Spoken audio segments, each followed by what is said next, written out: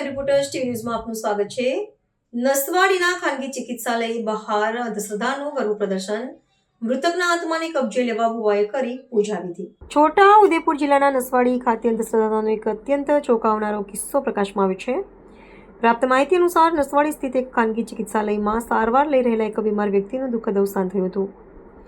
વ્યક્તિના મૃત્યુ બાદ શોકાતુર પરિવારજનોએ તબીબી વિજ્ઞાન પર વિશ્વાસ મૂકવાને બદલે અંધશ્રદ્ધાનો આશરો લીધો હતો અને મૃતકના આત્માને કબજે કરવા માટે એક ભુવાને ચિકિત્સાલય ખાતે બોલાવવામાં આવ્યો હતો। છેલ્લા 4 દિવસથી આ સમગ્ર ઘટનાના દ્રશ્યો સામાજિક માધ્યમોમાં ખૂબ જ ઝડપથી પ્રસરી રહ્યા છે, જેમાં ચિકિત્સાલયની બહાર જ ભુવા દ્વારા પૂજા વિધિ કરવામાં આવતી સ્પષ્ટપણે જોઈ શકાય છે। આદિવાસી સમાજમાં રહેલી ગેરમાન્યતાઓ અને અંધશ્રદ્ધાને કારણે આ પ્રકારની રૂઢિચુસ્ત પૂજા વિધિ કરવામાં આવતી હોય છે। મૃત્યુ બાદ ભુવા દ્વારા ચિકિત્સાલયના પટાંગણમાં જ બેસીને આત્માને બોલાવવાની અને તેને સાથે લઈ જવાની તાંત્રિક વિધિ કરવામાં આવી હતી।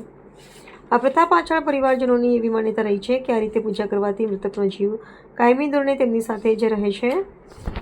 વિધિ પૂર્ણ થયા બાદ આત્માને પ્રતિકાત્મક રૂપે ઘરે લઈ જવામાં આવે છે અને રહેણાંક મકાનની પાછળ આવેલા વાડામાં લાકડાનો એક ખૂટ બનાવી તેમાં તે જીવને સ્થાપિત કરવામાં આવે છે। આધુનિક યુગમાં પણ ગ્રામ્ય અને અંતરિયાળ વિસ્તારોમાં અંધશ્રદ્ધાના મૂળિયા કેટલા ઊંડા છે તે આ ઘટના પરથી સાબિત થાય છે। નોંધનીય છે કે આ કોઈ પ્રથમ ઘટના નથી। બરાબર 1 વર્ષ અગાઉ છોટાઉદેપુરના સરકારી ચિકિત્સાલય ખાતે પણ આ જ પ્રકારે એક મૃતકના આત્માને લેવા માટે ભુવા દ્વારા પૂજા વિધિ કરવામાં આવી હોવાનું સમાન કિસ્સો સામે આવ્યો હતો। વારંવાર બનતી આ પ્રકારની ઘટનાઓ દર્શાવે છે કે વહીવટીતંત્ર અને સામાજિક સંસ્થાઓ દ્વારા આ વિસ્તારોમાં સઘન જનજાગૃતિ અભિયાન ચલાવવું અત્યંત આવશ્યક બની ગયું છે, જેથી ભવિષ્યમાં લોકો આવી અંધશ્રદ્ધામાંથી મુક્ત થઈને વૈજ્ઞાનિક અભિગમ અપનાવી શકે। છોટાઉદેપુરમાં કેસર હોસ્પિટલમાં બોકડિયા ગામના એક દર્દીનું સારવાર દરમિયાન મોત નીપજ્યું હતું। તેના પરિવારે આત્મા લેવા માટે બળવા વિધિ કરવા માટે બોલાવી અને કમ્પાઉન્ડની બહાર વિધિ વિધાન કરે છે। આ બળવા વિધિમાં ધૂણે છે અને આવા ક્રિયાકાંડ કરે છે। વિજ્ઞાન જાથા બહુ સ્પષ્ટપણે માને છે કે ભારતમાં આત્માના નામે અનેક તૂત ચાલે છે, તેમાંનું આ એક હોસ્પિટલ બહારનું બળવા વિધિ એક તૂત જ છે।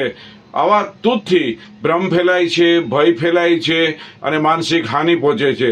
તો આવા બળવા વિધિ કરનારથી લોકોએ દૂર રહેવું જોઈએ, સાવધાનની અપીલ કરે છે। વિજ્ઞાન જાથાએ અનેક પર્દાફાશ કર્યા છે। આવી બળવા વિધિની અંદર આત્માને લેવા, તેડવા જવું, બહાર મૂકવા જવું, મોક્ષ આપવું, આ તદ્દન હંબક અને બેબુનિયાદ, અવાસ્તવિક છે અને અવૈજ્ઞાનિક છે। માત્ર ને માત્ર આવા વિધિ કરનાર પોતાના લાભ માટે સમાજને, લોકોને ગુમરાહ કરે છે, તેથી સાવધાન રહેવું જોઈએ। બળવા વિધિ કરનાર આ લોકોનું શારીરિક, માનસિક, આર્થિક શોષણ કરે છે, એટલે લોકોએ ધ્યાન રાખી અને આવા વિધિ વિધાનથી દૂર રહેવા જાથા અપીલ કરે છે। વિજ્ઞાન જાથાએ મેડિકલ સારવાર દરમિયાન મોત થયેલા છે અને PM રિપોર્ટ વખતે પણ, ડેથ સર્ટિફિકેટ વખતે પણ, એનું પોસ્ટમોર્ટમમાં અનેક કિસ્સાઓને તપાસ્યા છે અને જે આત્માના નામે જે ખોટી વાત થાય છે, ભ્રમ ફેલાવા થાય છે, તે સદંતર ખોટી, બેબુનિયાદ હોય। લોકોએ સાવધાની રાખવા અપીલ કરવામાં આવે છે। છોટાઉદેપુરની ઘટના છે, તેની સામે કાનૂની કાર્યવાહીની જાથા માગણી કરે છે।